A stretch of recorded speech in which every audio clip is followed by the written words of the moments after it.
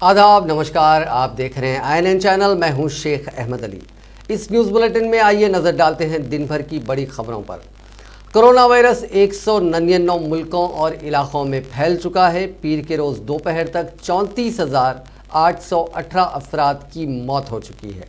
7 लाख से ज़्यादा मुतासिर हैं। 1,56,000 से ज़्यादा मरीज़ ठीक भी हुए हैं।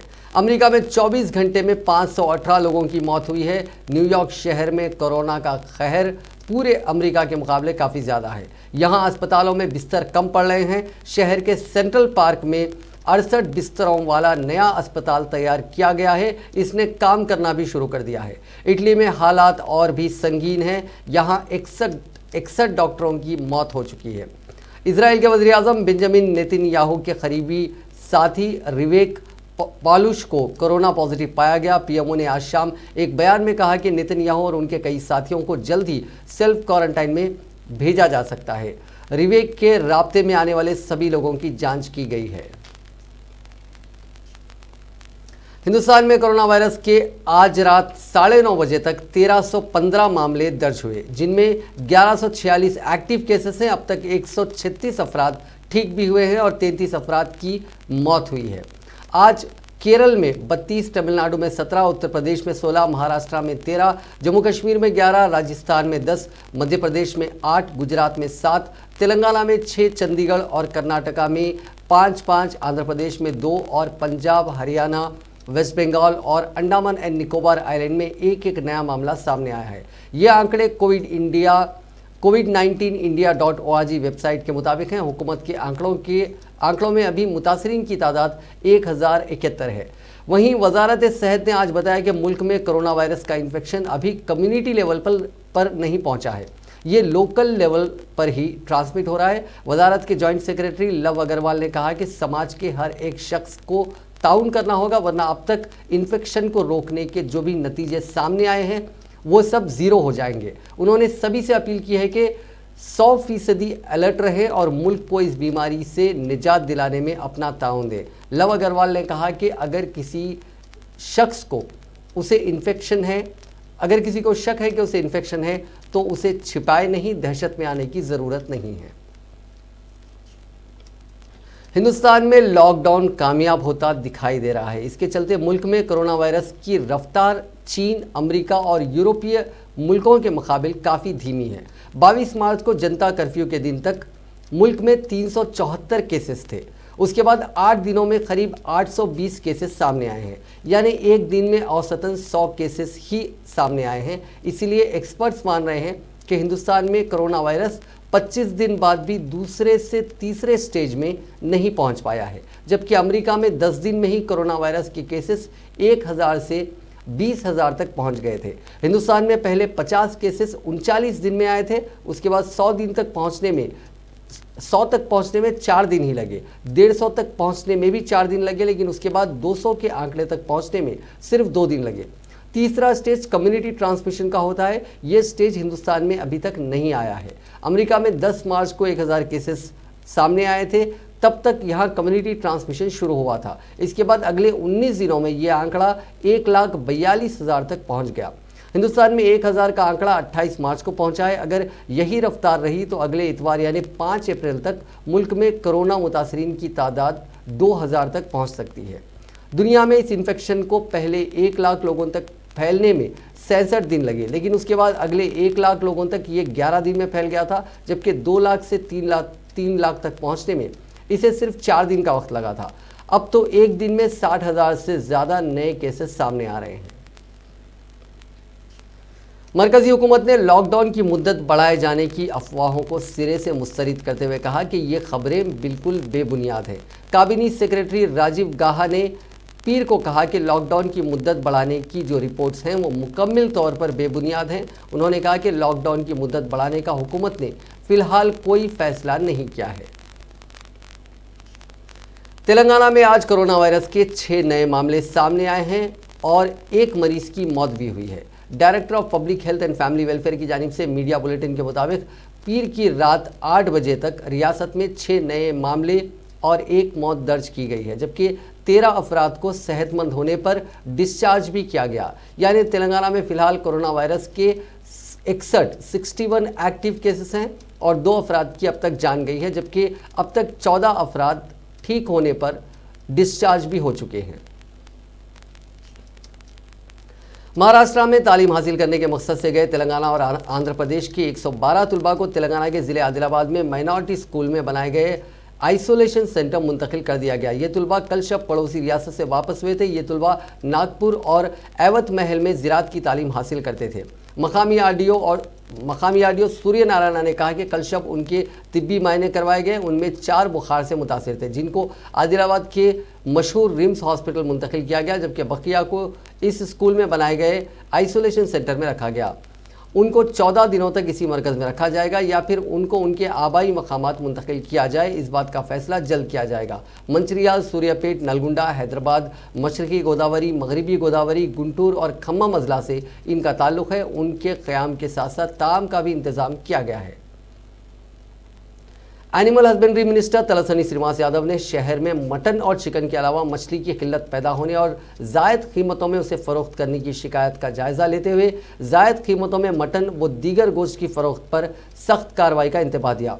उन्होंने आज मटन, चिकन, अंडे और मछली की सरबराही को यकीनी बनाने और किल्लत को ख़त्म करने के सिलसिले में महकमे के अहदेदारों के साथ एक आला सतही इजलास मुनक़िद किया। इस इजलास में चेवल्ला के रुकन पार्लियामेंट रंजीत रेड्डी, राज्यसभा के रुकन बंडा प्रकाश, रुकन असेंबली एम गोपाल, महकमे के सेक्रेटरी अनीता राजेंद्र, कमिश्नर स्वर्णा और दूसरे मौजूद थे। इसके अलावा इस इजलास में जीएचएमसी के चीफ वेटनरी ऑफिसर अब्दुल वकील, पोल्ट्री ब्रेडरी एसोसिएशन के वाइस प्रेसिडेंट हर्षवर्धन भी मौजूद थे। अहदेदारों ने बताया कि इतवार के रोज़ शहर के मुख्तलिफ मार्केट्स में मटन, चिकन और मछली की किल्लत पाई गई, जिसकी वजह से ज़ायद कीमतें वसूल की गई। वज़ीर मौसूफ ने कहा कि भेड़ बकरों की सरबराही ना होने की वजह से मटन की कीमतों में इजाफा हुआ है। भेड़ बकरों की तलब के मुताबिक सरबराही करते हुए मटन की कीमतों में इजाफे को रोका जाएगा। उन्होंने कहा कि चीफ मिनिस्टर चंद्रशेखर राव की हिदायत के मुताबिक अशियाए ज़रूरिया, तरकारियाँ, दूध, फल व दीगर अहम चीज़ों को ट्रांसपोर्ट की इजाज़त दी गई है। इसी तरह भेड़ बकरों को दोनों शहरों हैदराबाद और सिकंदराबाद के अलावा रियासत के दीगर टाउन्स और ज़िला मुस्तखरों पर फ़रोख्त करने, एक दूसरे मकामात को मुंतकिल करने की भी इजाज़त दी जाएगी, जिसके ज़रिए मटन और दीगर चीज़ों की कीमतों पर कंट्रोल किया जाएगा। महकमा तालीम तेलंगाना ने कहा है कि 10वीं जमात के इम्तहानात के नए शेड्यूल का अनकरीब ऐलान किया जाएगा। क़ब्ल-अज़ीं 23 मार्च से 30 मार्च तक मुनक़्क़िद होने वाले 10वीं जमात के इम्तहानात को मुलतवी करने की हिदायत देते हुए हाई कोर्ट ने 31 मार्च के बाद इम्तहानात मुनक़्क़िद करने का हुकूमत को मशवरा दिया था। महकमे सेहत के ज़राए ने बताया कि हाई कोर्ट की हिदायत के बाद 31 मार्च से 7 अप्रैल तक इम्तहानात मुनक़्क़िद करने का मनसूबा बनाया गया था। ताहम मुल्क भर में 21 दिन के लॉकडाउन के बाद इम्तहानात को मुलतवी करना नागुज़ीर हो गया। डायरेक्टर सरकारी इम्तहानात डॉक्टर ए सत्यनारायण रेड्डी ने बताया कि हिंदुस्तान में कोरोना वायरस को फैलने से रोकने के लिए मरकज़ी हुकूमत ने 14 अप्रैल तक मुल्क भर में लॉकडाउन का ऐलान किया है। मरकज़ी हुकूमत के इस ऐलान के बाद रियासत में 10वीं जमात के इम्तहानात को मुनक़्क़िद करने के फैसले को भी मुलतवी कर दिया गया। उन्होंने कहा कि जो इम्तहानात मुलतवी हो गए हैं उन इम्तहानात का नया शेड्यूल बहुत जल्द जारी किया जाएगा। इसी दौरान रियासती हाई कोर्ट ने भी आज इस केस की समाअत करते हुए 10वीं जमात के इम्तहानात को फिर एक बार मुलतवी करने की हुकूमत को हिदायत दी। बालाकृष्णा नामी एक टीचर की जानिब से दाखिल करदा पिटीशन पर हाई कोर्ट ने वीडियो कॉन्फ्रेंसिंग के जरिए इस केस की समाअत की। हाई कोर्ट ने कहा कि मुल्क और रियासत भर में कोरोना वायरस की वजह से लॉकडाउन का ऐलान किया गया है। मौजूदा हालात में इम्तहानात का इनेकाद नामुमकिन है। अदालत ने इम्तहानात के इनेकाद से मुतालिक क़ब्ल-अज़ीं जारी करदा हुक्म इल्तिवा में तौसी भी कर दी और कहा कि 15 अप्रैल के बाद उस वक्त के हालात का जायज़ा लेने के बाद फैसला किया जाएगा। बाद अज़ां अदालत ने इस केस की समाअत 15 अप्रैल तक मुलतवी कर दी। कोरोना वायरस को रोकने के लिए मुल्क में 21 दिन का लॉकडाउन है। ये लॉकडाउन 24 मार्च की रात 12 बजे से शुरू हुआ और 14 अप्रैल तक चलेगा। इसका सबसे ज़्यादा असर उन मज़दूरों पर पड़ा है जो बेहतर ज़िंदगी की तलाश में अपने गाँव से बड़े शहरों की तरफ आए थे, लेकिन लॉकडाउन की वजह से इन मज़दूरों के लिए ख़ुद और ख़ानदान के खर्च निकालना मुश्किल हो गया। जब सब बंद हो गया तो ये मज़दूर भूख प्यास की परवाह किए बगैर पैदल ही अपने अपने गाँव की तरफ निकल पड़े। इस सफ़र में कई लोगों को जान तक गंवानी पड़ी। किसी को ट्रक टेम्पो ने टक्कर मार दी तो किसी ने चलते चलते दम तोड़ दिया। लॉकडाउन के 6 दिन हुए हैं और अब तक कम से कम 34 अफराद की जान जा चुकी है। इनमें से 29 तो मज़दूर ही हैं। इनके अलावा 5 लोगों की मौत हुई है। उनमें से किसी को लॉकडाउन की वजह से पुलिस ने जाने नहीं दिया तो किसी बुजुर्ग को अस्पताल से घर जाने के लिए कोई ऑटो रिक्शा या बस नहीं मिली तो वो पैदल ही चल पड़े और उनकी मौत हो गई। तेलंगाना की माशी हालत और रियासत पर कोरोना वायरस से मजीद संगीन हालात पैदा हुए हैं। इस पस मंज़र में रियासती हुकूमत को बड़ी चौकसी के साथ काम करना है। पीर के रोज़ प्रगति भवन में रियासत की माली सूरत हाल पर एक आला सतही इजलास मुनक़िद हुआ। मईशत की हालत का जायज़ा लेते हुए उजरत में यानी सैलरीज़ में कटौती करने का फैसला किया गया है। वज़ीर आला, रियासती काबीना, MLC, मेंबरान असम्बली, रियासती कॉरपोरेशन के चेयरमैन और मकामी कॉरपोरेशनों के जो अफराद हैं उनकी उजरत में सैलरीज़ में 75% कमी वाक़ होगी। IAS, IPS और IFS जैसे तमाम हिंदुस्तानी सर्विसेज ऑफिसर्स की तनख्वाहों में 60% कटौती होगी। मुलाजिमीन की बाकी तमाम अक़साम की उजरत का 50% काटा जाएगा। क्लास 4 आउटसोर्सिंग और कॉन्ट्रैक्ट मुलाजिमीन की सैलरीज़ में 10% कटौती की जाएगी। रिटायर्ड मुलाजिमीन की हर किस्म की पेंशन में 50% कटौती होगी। चौथे दर्जे यानी 4th एम्प्लॉइज़, क्लास 4 के रिटायर्ड एम्प्लॉइज़ को उनकी पेंशन में 10% कटौती की जाएगी और तमाम सरकारी शोबे के कॉरपोरेशनों के मुलाजमीन और सरकारी ग्रांट, सरकारी मुलाजमीन और पेंशनर्स की तनख्वाहों में कटौती का फैसला लिया गया।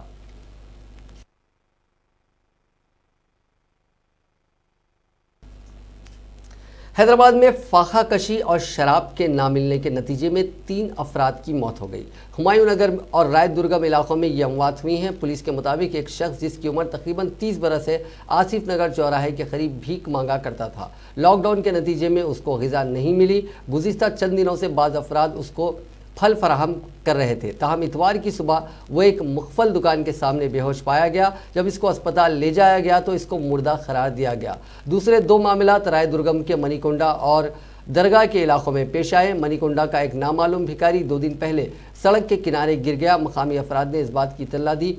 पुलिस ने इसको अस्पताल मुंतकिल किया जहां इलाज के दौरान उसकी मौत हो गई। बताया जाता है कि वो नशे का आदी था। शुबा किया जा रहा है कि फाका कशी और शराब ना मिलने की वजह से उसकी मौत हो गई। एक ऐसा ही वाक़या इसी इलाके में सामने आया। ये शख्स भी शराब का आदी था। पुलिस ने बताया कि फाका कशी और शराब ना मिलने की वजह से उसकी मौत हो गई है। रियासत में लॉकडाउन के दौरान शराब की दुकानात के बंद हो जाने के बाद शराबियों की कसीर तादाद एरागड्डे में वाक़ पागल खाना यानी मेंटल हॉस्पिटल से रुजू हो रही है। एरागड्डा हॉस्पिटल के सुपरिंटेंडेंट डॉक्टर उमाशंकर के मुताबिक लॉकडाउन के दौरान शराब की दुकानात बंद होने से हर रोज़ हॉस्पिटल में मरीजों की तादाद में इजाफा हुआ है, जिनमें ज़्यादातर तादाद शराबियों की देखी जा रही है जो गुज़िश्ता 1 हफ्ते से शराब ना मिलने पर जहनी तौर पर परेशान नज़र आ रहे हैं। उन्होंने बताया कि हॉस्पिटल में मामूल के मुताबिक रोज़ाना 30 से 40 आउट पेशेंट रुजू होते हैं, जिनमें 3 से 4 मरीजों की तादाद शराबियों की होती है। लेकिन आज एक ही दिन 100 से ज़ायद आउट पेशेंट हॉस्पिटल से रुजू हुए और गुज़िश्ता 2 दिन से शराब ना मिलने से परेशान अफराद रुजू हो रहे हैं। उन्होंने बताया कि हॉस्पिटल से रुजू होने वाले तमाम अफराद का इलाज किया जा रहा है और ज़रूरत के मुताबिक बाज़ मरीज़ों को शरीक भी कर लिया जा रहा है। डॉक्टर उमाशंकर ने बताया कि रोज़ाना शराब या सेंधी पीने के आदी अफराद अगर अचानक शराब पीना छोड़ देते हैं तो उनके रवैये में तब्दीली आती है। ज़ायद मिकदार में क्लोरोफॉर्म, डाइजीफॉर्म के इस्तेमाल से इस तरह के रवैये में तब्दीली आती है। उन्होंने मज़ीद बताया कि शराब ना मिलने पर शराबियों में 24 घंटे के बाद ही उस तरह के असरात देखे जा सकते हैं। ज़हनी तौर पर वो काफ़ी परेशान होते हैं। डॉक्टर उमाशंकर ने कहा कि रियासत के दीगर इलाकों से भी इस तरह के मरीज़ एरागड्डा हॉस्पिटल से रुजू हो रहे हैं। उन्होंने अजला के मरीजों को मशवरा दिया कि उन्हें हैदराबाद आने की ज़रूरत नहीं है। हर ज़िले में हुकूमत की जानिब से सरकारी दवाखानों में इलाज की सहूलत फराहम की गई है और डॉक्टर्स भी दस्तियाब हैं। इसी दौरान वज़ीर एक्साइज वी श्रीनिवास गौड़ ने महकमे के आला अहदेदारों के साथ एक आला सतही इजलास मुनक़िद करते हुए शराब की दुकानात के बंद हो जाने से बाद शराबियों के रवैये में तब्दीली और अजीब हरकतें करने के वाक़यात का जायज़ा लिया। इस इजलास में वज़ीर एक्साइज ने अहदेदारों को कई मशवरे और तजावीज़ भी दिए। उन्होंने एक्साइज के सर्कल इंस्पेक्टर्स और सब इंस्पेक्टर्स को मशवरा दिया कि शराब ना मिलने से जहनी तौर पर परेशान और अजीब हरकतें करने वाले शराबियों में शऊर बेदार किया जाए और उन्हें ज़रूरत पड़ने पर करीब में वाक़े प्राइमरी हेल्थ सेंटर से रुजू किया जाए। मुल्क भर में कोरोना वायरस से दहशत का माहौल बरकरार है। इस दरमियान हिंदुस्तान की करीब 61% आबादी का मानना है कि उन्हें मुल्क गिर लॉकडाउन की वजह से ज़रूरी सामानों की खरीदारी ऊंची शरहों पर करनी पड़ रही है। ये इंकशाफ पीर के रोज़ एक सर्वे में हुआ। मुल्क भर में 26 मार्च और 27 मार्च को IANS voter Gallup international association ने कोरोना ट्रैकर के जरिए एक सर्वे किया, जिसमें यह बात निकलकर सामने आई। सर्वे में शामिल लोगों से सवाल पूछा गया कि क्या आपको ज़रूरी चीज़ें ऊंची कीमत पर मिल रही हैं। इस पर 60.9% यानी करीब 61% ने हाँ में जवाब दिया और कहा कि उन्हें ज़रूरी चीज़ों की खरीदारी ऊंची कीमत पर करनी पड़ रही है। इस सवाल के जवाब में 28.7% लोगों ने नहीं में जवाब दिया। गोया कि उनके मुताबिक लॉकडाउन की वजह से ज़रूरी अशिया की कीमतों में इजाफा नहीं हुआ। बकिया लोगों ने कुछ भी जवाब नहीं दिया। दरअसल लॉकडाउन के दौरान ज़रूरी चीज़ों की कमी होने की अफवाह हर इलाके में फैल गई है, जिसकी वजह से ज़रूरी अशिया फ़रोख्त करने वाले दुकानदारों ने कीमतें बढ़ा दी। इस अफवाह की वजह से ही लोगों ने जमाखोरी शुरू कर दी है, जिसकी वजह से मुल्क में ज़रूरी चीज़ों की कमी होने के साथ ही कालाबाजारी को भी फ़रोग मिला। इसके अलावा चीज़ों की फराहमी पर भी काफ़ी असर पड़ा। काबिल ज़िक्र है कि वज़ीर-ए-आज़म नरेंद्र मोदी की जानिब से 25 मार्च को मुल्क भर में 3 हफ्तों के लिए लॉकडाउन नाफिज करने के कुछ घंटों बाद ही किराना दुकानों पर काफ़ी भीड़ देखने को मिली थी। लॉकडाउन के ऐलान के बाद दवा की दुकानों पर भी लोगों ने खूब खरीदारी की। ज़रूरी चीज़ों की बड़े पैमाने पर की गई जमाखोरी की वजह से ही अब लोगों को बेशतर चीज़ें महंगे दामों पर खरीदनी पड़ रही है। तेलंगाना प्रदेश कांग्रेस कमेटी के सदर उत्तम कुमार रेड्डी ने आज INN से खुसूसी बातचीत करते हुए कहा कि कोरोना वायरस पर हुकूमत की जानिब से किए जा रहे इकदाम की वो भरपूर तायद करते हैं और पूरी तरह हुकूमत के साथ हैं। उन्होंने इस मौके पर सभी से हुकूमत के प्रोग्रामों में अपने आप को तहफ़्फ़ुज़ करते हुए लोगों की मदद करने की ख्वाहिश की। उन्होंने कांग्रेस पार्टी अक़लियती डिपार्टमेंट सदर नशीन समीर वलीउल्लाह की जानिब से महाजिर मज़दूरों के लिए अपने घर पर खाना तैयार करने और उसे तकसीम करने पर उनकी सताइश की और कहा कि उनको दिल की गहराइयों से मुबारकबाद देता हूँ और उनके लिए नेक तमन्नाओं का इजहार करता हूँ। अब पूरी दुनिया में, देश में, तेलंगाना राज्य में जो कोरोना वायरस से वजह से एक सीरियस क्राइसिस हुआ है और ये जो सेंट्रल और स्टेट गवर्नमेंट से अनाउंस किया 21 डे लॉकडाउन, इसका कांग्रेस पार्टी हमारी पूरी सपोर्ट है, पूरी कोऑपरेशन रहेगी। कांग्रेस के पूरी कैडर्स को हम अपील कर रहे हैं कि इस क्राइसिस के टाइम पे जो गवर्नमेंट कर रहे हैं वो उसमें सपोर्ट करते हुए, कोऑपरेट करते हुए, आप लोग भी अपने आप को प्रोटेक्ट करते हुए जो गरीब लोगों को, लेबर को, माइग्रेंट लेबर को, अनऑर्गेनाइज सेक्टर के जो वर्कर्स हैं उनके लिए आप मदद करिए। जो भी हो सकता है, आपकी जितनी ताकत है उनको पूरी ये कोरोना वायरस रिलीफ मेजर्स में आप 100% पार्टिसिपेट करिए, हमारी रिक्वेस्ट है ये। और आज यहाँ ये समीर भाई जो ये माइग्रेंट लेबर को, अनऑर्गेनाइज लेबर को, जो गरीब लोगों को यहाँ खाना बना के, आपके घर के पास ही खाना बना के पैक करके हैदराबाद सिटी में जो बहुत लोकेशंस में माइग्रेंट लेबर है वहाँ भेज रहे हैं, हम हार्टफुली उनको अप्रिशिएट करते हैं। Our best wishes, we really appreciate this effort. Thank you. Hyderabad city Congress minority department के चेयरमैन समीर वलीउल्लाह लॉकडाउन की तारीख यानी 22 मार्च से रोज़ाना हकीमपेट टोली चौकी, हकीमपेट कुंटा, गोलकुंडा, मोहम्मदी लाइंस में करीब 3000 अफराद को खाना पकाकर ज़रूरतमंदों तक पहुंचा रहे हैं। इसके अलावा ज़रूरतमंदों में राशन, तरकारी और दीगर ज़रूरी सामान भी मुहैया करवा रहे हैं। बिला लिहाज मज़हब व मिल्लत ज़रूरतमंद लोगों की मदद की जा रही है। उन्होंने कहा कि NRI भाई अगर अपने वालिदैन के नंबर्स देना चाहते हैं तो उनकी खिदमत में भी ज़रूरी सामान पहुंचाया जाएगा। अस्सलाम वालेकुम, मैं आपका हमदर्द समीर वलीउल्लाह और Hyderabad city Congress minority chairman. आज अल्हम्दुलिल्लाह इस करोना वायरस के क्राइसिस में अल्हम्दुलिल्लाह 22 तारीख़ से आज 9वां दिन है। हम लोग डेली अल्हम्दुलिल्लाह 2000 से 2500 आदमी का खाना बनाकर हकीमपेट कुंटा, गोलकुंडा, मोहम्मदी लाइंस और अतराफ़ के एरियाज़ में अल्हम्दुलिल्लाह डेली डिस्ट्रीब्यूट कर रहे हैं। और डेली हम लोग एक तरकारी का पैकेट बना के डिस्ट्रीब्यूट कर रहे हैं जिसमें टमाटे, आलू और काफ़ी दीगर दूसरी तरकारियां हैं। और यहाँ से हम लोग एक 2000 घरों तक राशन पहुँचाने के भी एक प्रोग्राम बना रहे हैं, जिसमें सारे 1 महीने का राशन चावल, दाल, तेल वगैरह के साथ इंशाल्लाह हम लोग ये एरियाज़ में पहुँचाने की कोशिश कर रहे हैं। और मेरी सारी एनआरई भाइयों से भी अपील है कि अगर जो आप लोगों के यहाँ पे बूढ़े माँ बाप, भाई बहन वगैरह जो हैं कारवान कॉन्स्टिट्यूएंसी में, अगर उनको किसी भी चीज़ की ज़रूरत है तो आप मुझे मैसेज कर सकते हैं। मैं आपको एक हमारा नंबर दे रहा हूँ जिसके ऊपर आप हमें मैसेज कर सकते हैं। आपको जो भी मदद की ज़रूरत है इंशाल्लाह हम आगे बढ़ के ज़रूर आपकी मदद करेंगे। 9032000232। मैं नंबर फिर से रिपीट करता हूँ, 9032000232। अब इस वक्त कोई ऐसा नहीं है कि हर मज़हब का आदमी हमको कांटेक्ट कर सकता, हिंदू, मुस्लिम, सिख, क्रिश्चियन, हर कोई हमको कांटेक्ट कर सकता। इंशाल्लाह हमसे जो हो सकता हम लोग इंशाल्लाह आगे बढ़ के मदद करेंगे।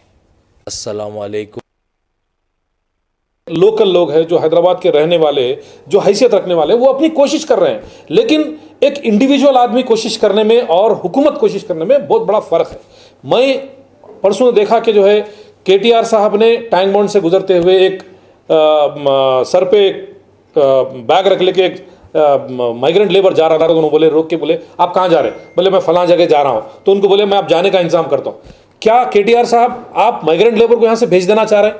क्या आप जो है ना उनको कम से कम, अरे आप मत जाओ, ये हमारा तेलंगाना है, हमारे तेलंगाना की तरक्की का आप हिस्सा है, आप हमारे तेलंगाना के अंदर आके आप काम कर रहे हैं, मैं आपको खाने का इंतजाम करता हूं, मैं आपको जो है महीने को आपके जो सिटी लॉकडाउन के अंदर जो आपको प्रॉब्लम हो रहा, मैं आपको जो है गवर्नमेंट की तरफ से कोई रिलीफ फंड देता हूं, मैं आपके लिए राशन पहुंचाता हूं। क्या ये भरोसा नहीं दिला सकते? एक तरफ केटीआर साहब जो है ना इस तरह की सियासत करते, दूसरी तरफ प्रेस कॉन्फ्रेंस करके मैं जो है 12 किलो चावल दूंगा, 1500 रुपये बैंकों के अंदर डालूंगा, ये बोल के केसीआर साहब बोलते। और जो माइग्रेंट लेबर्स के लिए 500 रुपये दूंगा मैं, आप मत जाओ बोल के बोलते।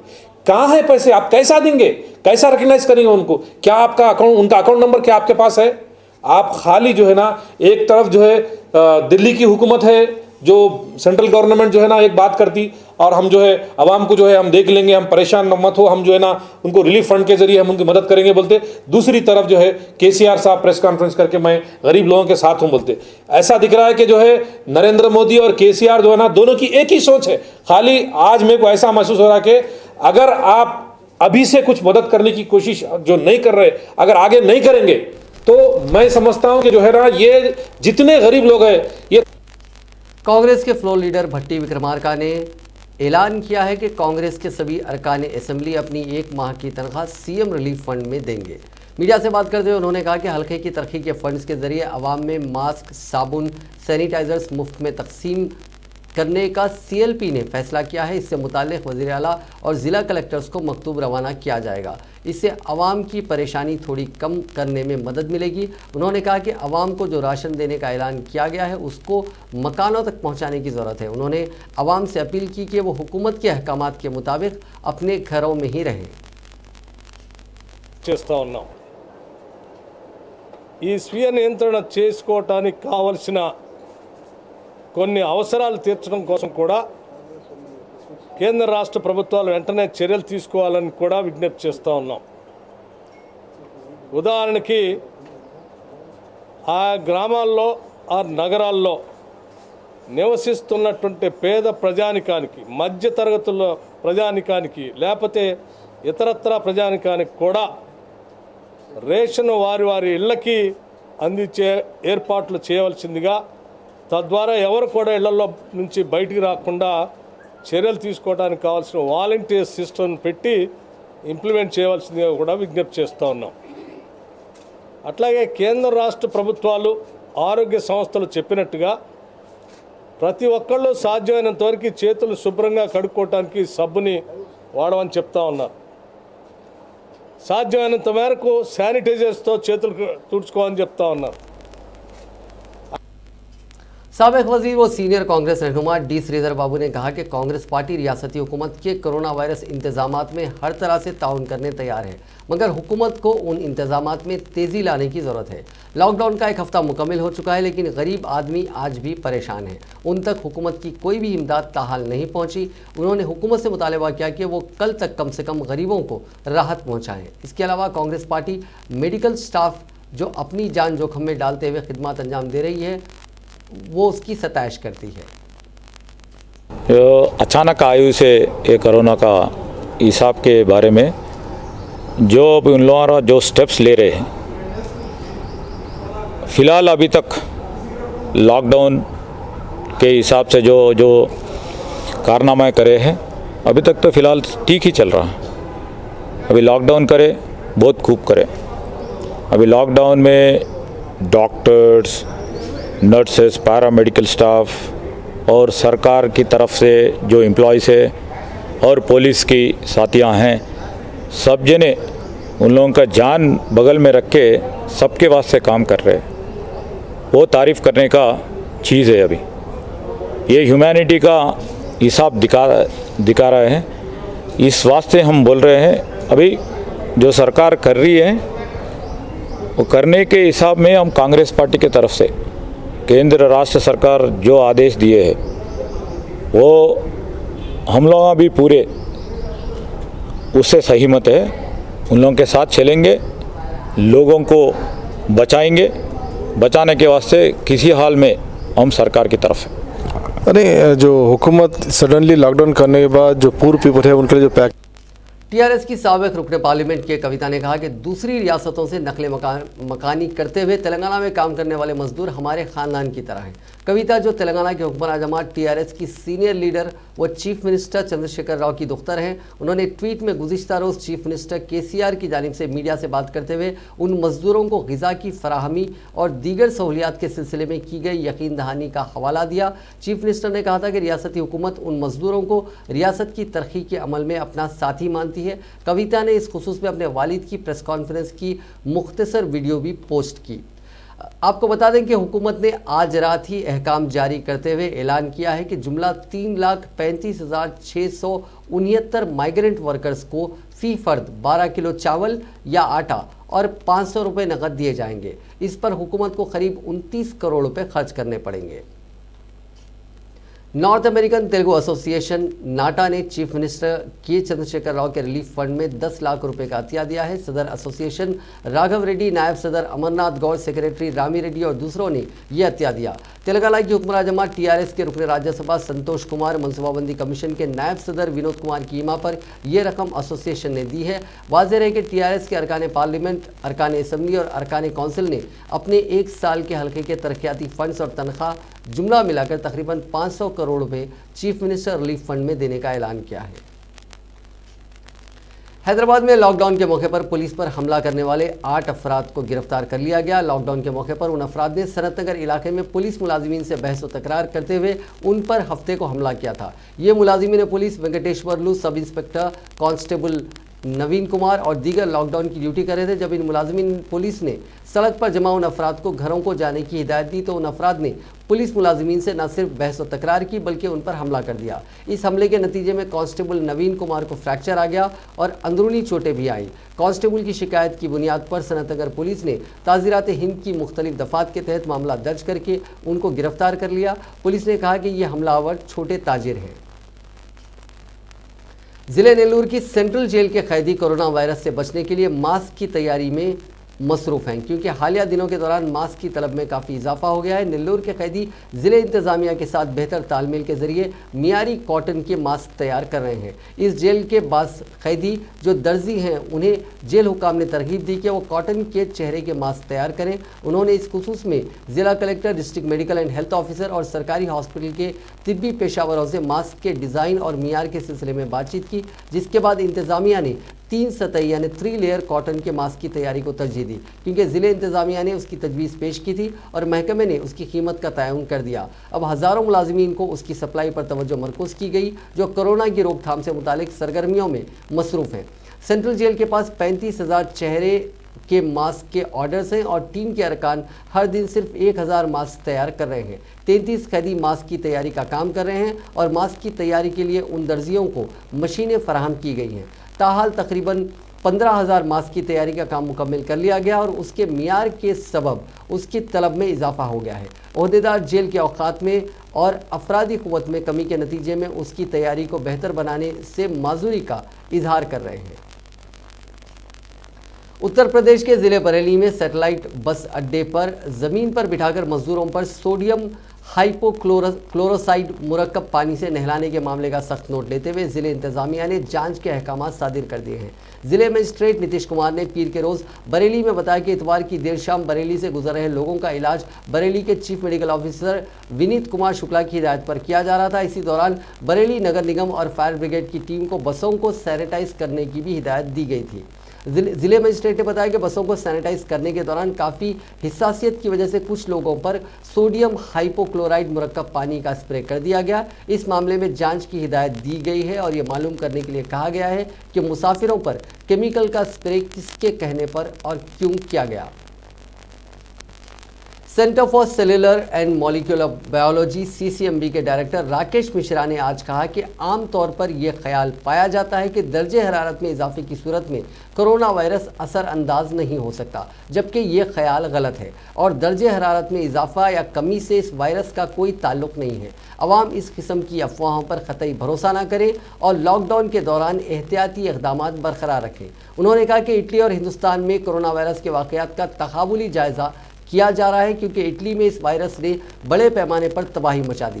मिश्रा ने कहा कि कोरोना वायरस के कमज़ोर होने की इतलात में कोई सदाकत नहीं है। उन्होंने आवाम को मशवरा दिया कि वो मज़ीद 2 तक 3 हफ्ते डिसिप्लिन के साथ घरों में रहने को तरजीह दें। इसके बाद भी समाजी फासले को अपनाते हुए मुकम्मल चौकसी इख्तियार करें। इस तरह की चौकसी से ही रियासत को कोरोना वायरस से मुकम्मल तौर पर निजात दिलाई जा सकती है। आलमी वबा कोरोना वायरस की वजह से मुलतवी किए गए टोक्यो ओलंपिक्स अब 23 जुलाई से 8 अगस्त 2021 तक मुनक़िद कराए जाएंगे। हुक्काम ने पीर को यह जानकारी दी। ऑर्गेनाइजिंग कमेटी के चेयरमैन यूशरो मोरी ने पीर को कहा था कि कोरोना वायरस की वजह से 2021 तक मुलतवी किए गए टोक्यो ओलंपिक के लिए नई तारीखों का ऐलान इसी हफ्ते किया जाएगा, लेकिन उसके चंद घंटे बाद ही ये खबर आई कि टोक्यो ओलंपिक 23 जुलाई से 8 अगस्त 2021 के बीच मुनक़िद होंगे। नाज़रीन, इस न्यूज़ बुलेटिन में बस इतना ही। देखते रहिए INN चैनल।